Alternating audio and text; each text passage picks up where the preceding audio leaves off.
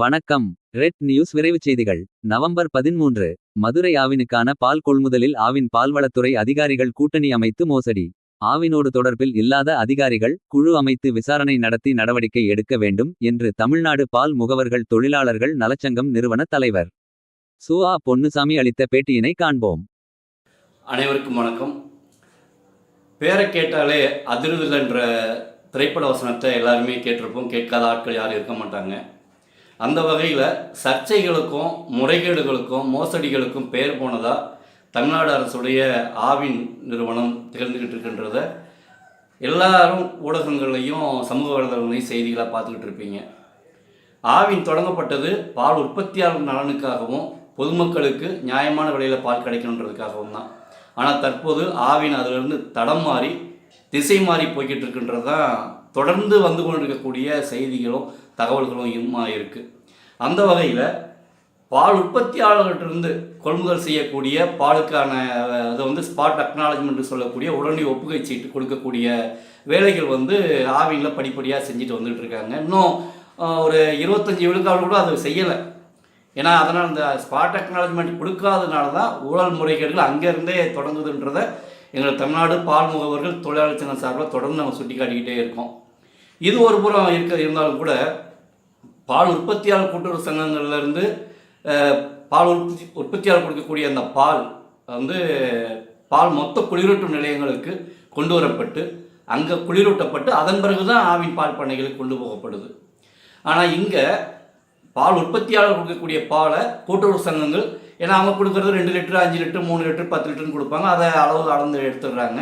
அதே மாதிரி கூட்டுறவு சங்கங்கள் கொடுக்கக்கூடிய பாலையும் அந்த கேனில் கொண்டு வரக்கூடிய பாலை 20 லிட்டரு 40 லிட்டரு 50 லிட்டருன்னு அதையும் அளந்து பால் மொத்த குளிரூட்டும் நிலையங்களில் வாங்கிடுறாங்க.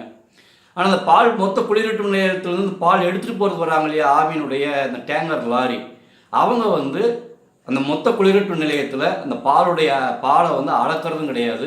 அதோடைய தரத்தை ஆய்வு செஞ்சு அதுக்கான தரத்துக்கும் ஒப்புகை சீட்டு அவங்க கொடுக்கறதே இல்லை.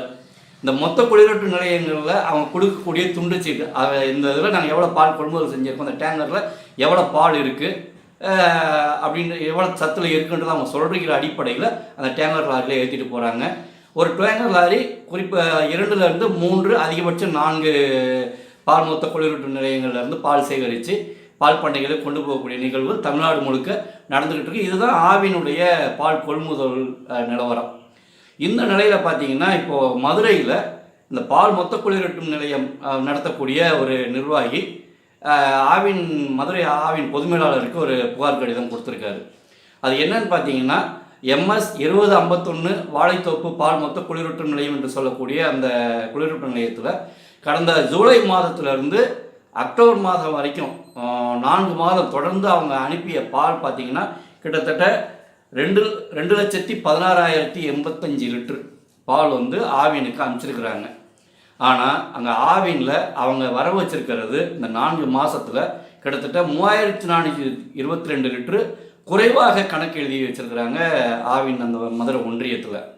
அப்போது இவருக்கு வந்த தொகையில் இவர் டெய்லி அனுப்பிய பாலும் அங்கே ஆவினில் அவங்க சொன்ன அந்த கணக்கையும் அவர் லெட்ஜரில் குறிப்பிட்டு வச்சுருக்கிறாரு.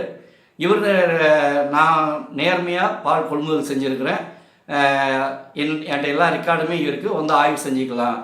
ஆனால் என்னுடைய பாலை ஏற்றிட்டு போகக்கூடிய டேங்கர் லாரியிலேயே இன்னும் 2-3 குளிரூட்டும் நிலையங்களில் பால் ஏற்றிட்டு போகிறாங்க. அங்கே இருக்கக்கூடிய நிர்வாகிகளும் பால்வளத்துறை மாவட்ட துணைப்பதிவாளரும் இவங்கெல்லாம் கூட்டு சேர்ந்துக்கிட்டு, ஆவின் அதிகாரிகள் கூட்டு சேர்ந்துக்கிட்டு எனக்கு குறைவாக வர்ற மாதிரி கணக்கு எழுதியிருக்கிறாங்க. இதனால் 1,30,000 ரூபாய் எனக்கு இந்த 4 மாதத்தில் மட்டும் நிதி இழப்பு ஏற்பட்டிருக்கு.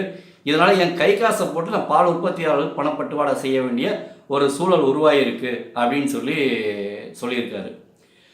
இது புகார் அளித்து கிட்டத்தட்ட 2 வார காலம் மேலே ஆகிடுச்சு. ஆனால் இதுவரைக்கும் மதுரை ஆவின் பொது மேலாளர் சிவகாமி அவர்கள் இதுவரைக்கும் எந்த விதமான நடவடிக்கையும் எடுக்கலை. இதில் எங்கள் தமிழ்நாடு பால் முகவர் தொழிலாளர் சங்கம் தலையிடுவதற்கான காரணம் என்னன்னு கேட்டிங்கன்னா, ஏற்கனவே மதுரையில் கோப்பம்பட்டி என்கின்ற ஒரு பால் மொத்த குளிரூட்டும் நிலையத்தில் அங்கே கூட்டுறவு சங்கங்கள்லேருந்து கொண்டு வரக்கூடிய பாலில் தண்ணி கலப்படம் செய்த காணொளி சமூக வலைதளங்களில் கடந்த மார்ச் மாதமே வெளியாகிச்சு. அதுக்கப்புறம் தொடர்ந்து மறுபடியும் வெளியாகி வைரலான போது அது சம்பந்தமான நடவடிக்கை எடுக்கணுன்றத ஆவி நிர்வாகத்துக்கும் மதுரை ஆவின் பொதுமேலாளருக்கும் நாங்கள் கடிதமாக அனுப்பிச்சிருந்தோம். ஏன் அந்த கடிதம் அனுப்பிச்சிருந்தோம்னா, அந்த கோப்பம்பட்டி குடியிருப்பு நேற்று நடைபெற்ற முறைகேடுகள் தொடர்பாக நாங்கள் ஒரு விசாரணையை மேற்கொண்ட போது அங்கே இருக்கக்கூடிய 10க்கும் மேற்பட்ட கூட்டுறவு அந்த பால் மொத்த குடியிருப்பு நிலையங்களில் பல போலி கூட்டுறவு சங்கங்கள் மூலமாக செயல்படுவதாக தகவல் கிடைத்தது.